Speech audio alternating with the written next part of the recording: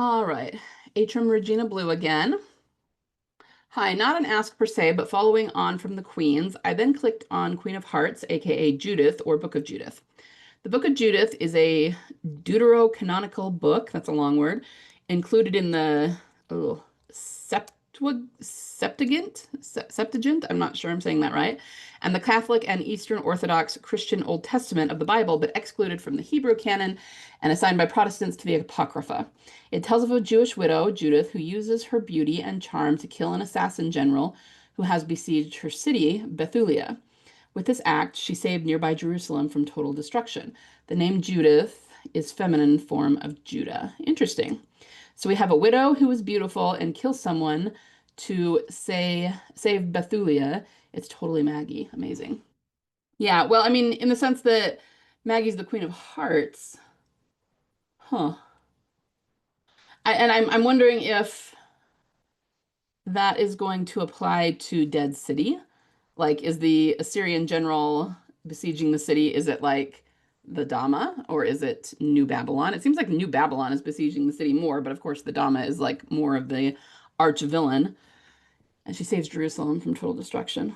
Hmm. Super interesting. Yeah. Thanks for sending that in. I'll have to think about that more.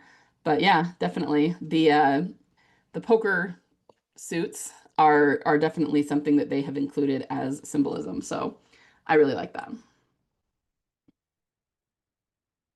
Next one.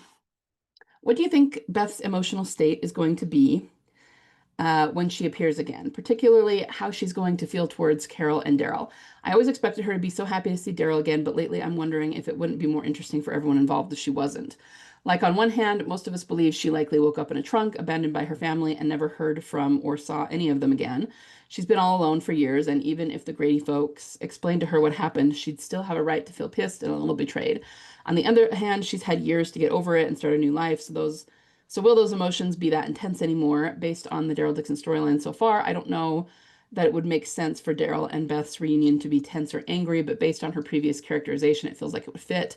And Daryl's emotional fallout from her blaming him for leaving her behind would be super interesting. Yeah, I mean, I've never seen it in my head being angry, but I don't know that it will necessarily be happy right away.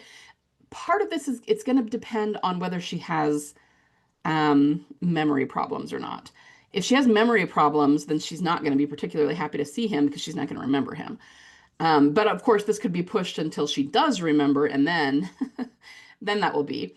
But I'm also thinking that, well, before I go into that, I was going to say I can see it being more tragic than anything else, just because they'll be happy to see each other, but there's so much history and there's so much tragedy in their past that I almost feel like they would just both end up sobbing, you know what I mean? And not necessarily happy tears. I mean that too, but just that it's just going to be really kind of traumatic for them to come back together.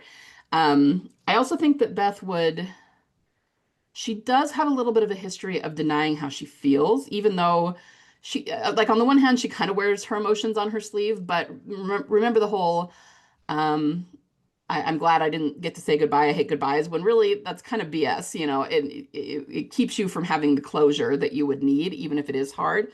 So I can actually see her doing something where she denies that she's upset about it and, just tries to tell him, it was a long time ago. It's not your fault. But then at some point, it's going to come to a head and she's going to need to blow up a little bit and get that off her chest that she was left behind and that there is going to be a feeling of betrayal there. But it would just be something that, like, she needs to get out of her system and then she'd be fine. You know what I mean? So I've kind of thought about things like that before. But again, I don't see her being super angry when he shows up. I think it's more about the heartbreak and more about the tragedy.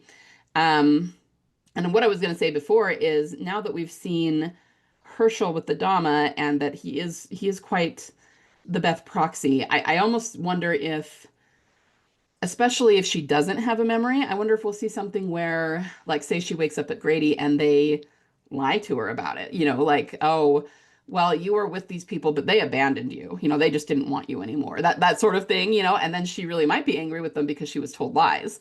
And that would kind of be in line with the Dama manipulating Herschel and, telling him, if your mother really loved you, then this, that, and the other. Um, So maybe something like that. So it's really hard to say because it just depends on how they approach it, whether she's going to have any memory issues and then um, how will they come back together? I mean, if she's with a bad group, which a lot of us, have thought about, like maybe she'll be with a group that is kind of villainous, and that doesn't mean that she's villainous, but she's just with these people. That's going to change things too, right? So it's really hard to tell because it just depends on how they go about it. But it is going to be super, super interesting.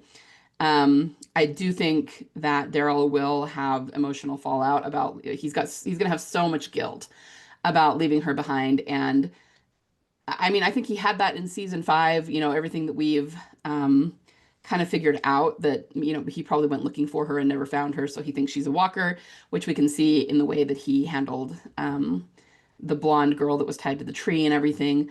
But this is going to be actually bigger than that because it's one thing to have guilt about not putting her down. Either way, he thought she was dead. But to know that she was alive this whole time and he could have been with her, that's good. That's going to do a number on him. You know what I mean? That's it's not going to be pleasant for him to find that out. I mean, even though it is good that she's there and everything, it's still um it's just it's gonna be a doozy, right? So I don't know. I think you say that if it's tense and angry based on her previous characterization, it feels like it would fit. I don't think it'll be like that at the outset, but I have always hoped that we would get a mirror scene to their fight in Alone. I feel like they have to have another fight. At some point, they're going to have to scream at each other and get all of those emotions out. And maybe that's where the anger and the tenseness will come from. And, just kind of like what I said, like at first, if you think about Still, they weren't angry at first. I mean, Daryl was very shut down and robotic, but Beth was just acting like, nope, I'm fine. Everything's fine. We're good. I'm gonna go get drunk, And it wasn't until it kind of all exploded and then they both had to get their feelings out and they both had to yell at each other. And I feel like it might be something like that. So it won't necessarily be right when they see each other right at the beginning, but I feel like at some point they're going to need to do that before they can move forward. And if you think about it that way, you can see that once again, season 4, everything that happened was a foreshadow of stuff that would happen later on. Only it's going to be slightly different. It's going to be bigger. There's going to be romance this time around, all of that. So I can't give you an absolute answer, but I think you're on the right track and all of this stuff is going to need to be addressed in some way. I'm just not sure how they'll do it. And I'm not sure how quickly it'll get done just based on whether or not she has memory issues. So um, hopefully that answers your question. All right. Great find for that Mork and Mindy article, but I noticed that within the article itself, it points to another article as its source. This appears to be the original article. This article goes more into depth with the director about the scene and what they were going for. Nothing earth-shattering regarding Bethyl, but what is interesting is this original article that comicbook.com was apparently using as its source does not state what episode of Mork and Mindy that comes from, nor anything about the themes of the episode. So that's something that comicbook.com added in themselves. You mentioned that comicbook.com is a site that the showrunners basically feed information to. By the way, how do we know that's the case? But anyway, if so, the showrunners intentionally wanted us to know the information about what episode it was from. So weird and interesting. Yeah. So I actually think most of these sites are fed information to. So I think the Wrap could be one of them. So let me start with how we know that. Several years ago, several people who had been involved in doing social media for The Walking Dead in general, like for the whole show, talked about it. And, even they, I think we're talking about things that they had been given permission to talk about. And it wasn't anything to do with the plot or anything spoilery or anything like that. But they just talked about how most of them, I mean, they were not coming up with what to post on social media themselves. They were just given the job of actually posting. And that was so that when a new episode came out, they were, the show wants it to be very ubiquitous. They want it to be all over the place. So they'll post to like 200 sites all at once. So you ever wonder how, and maybe this is less of a thing now with streaming, but back in the day when everybody would watch it on at the same time when it came on TV, by the time you were done with the episode, there were already 200 reviews about it on various sites, right? Like this. And you're like, man, how did they get that up so fast? Well, we know it's because they send out screeners. So there are people who write or who watch the episode early. and that way they can get articles written about it and such. But what the social media people were saying is that they didn't decide what to put on social media. They were given what to put on social media.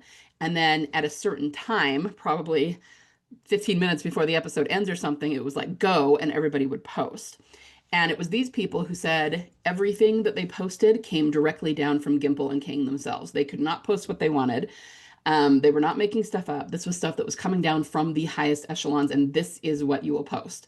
And it was the same thing. They specifically mentioned these sites so that they would give these sites information and say, post this. So that's how we know that. And I think probably what happens, because a lot of these, you'll go to these different sites and the articles are pretty much the same. They might be worded slightly differently in different areas, but a lot of them, like they'll it's almost like they read the original article and then wrote an article about that article. They're giving the same information in slightly different words, but a lot of it is word for word too. So I personally think that what happens is that Gimple or whoever sends out something that says, okay, this is what you can post about this episode, or maybe write an article specifically about these things. This is what you can say, this is what you cannot say. Or rather, probably not what you cannot say, because that would make them suspicious. Like, why can't we say that, you know? But they'll say, you can say this, this, and this. That is all you can say. You're not allowed to talk about anything else. And that's why so many of the articles end up being so similar.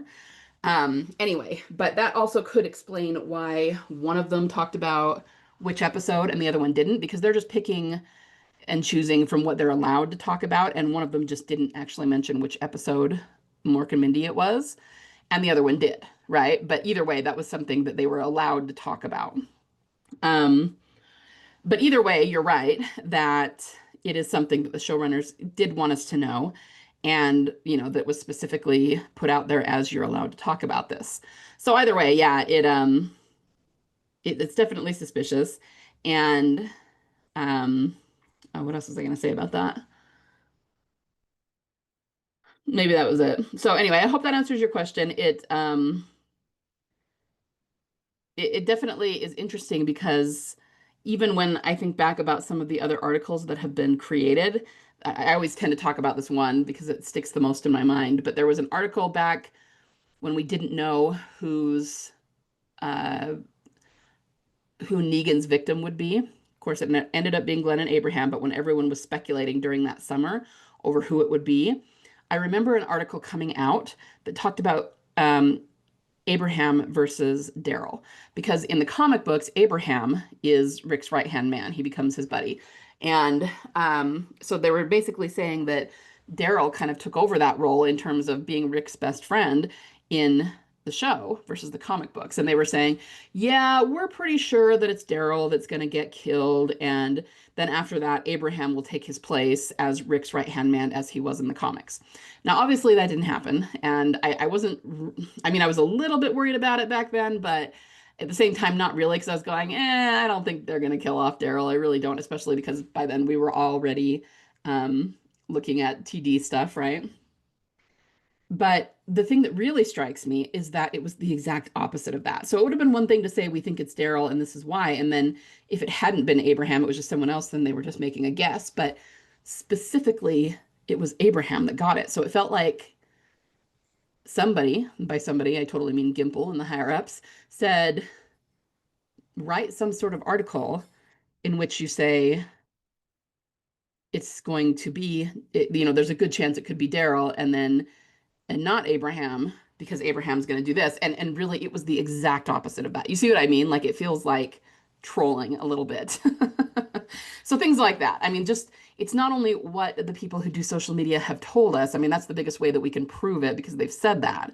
But just looking back over the years at what they have put out and how it has played out or not played out in the show is also really big evidence. Like, when I read that, that made perfect sense to me, what the social media people were saying, because of those kinds of articles.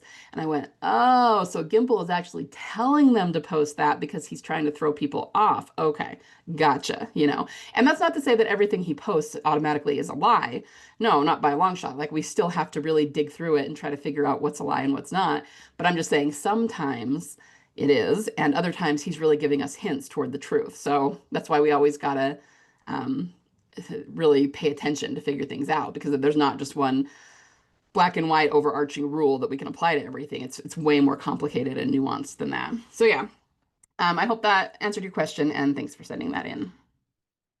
All right, I think I'm going to call it there for today, you guys, and I will try to get one more video out before next Sunday. But we are also done with Dead City, so I don't know how much we'll have to talk about moving forward until we get closer to Daryl Dixon season 3. But I do have a few more asks, so I will keep doing videos till I get through them.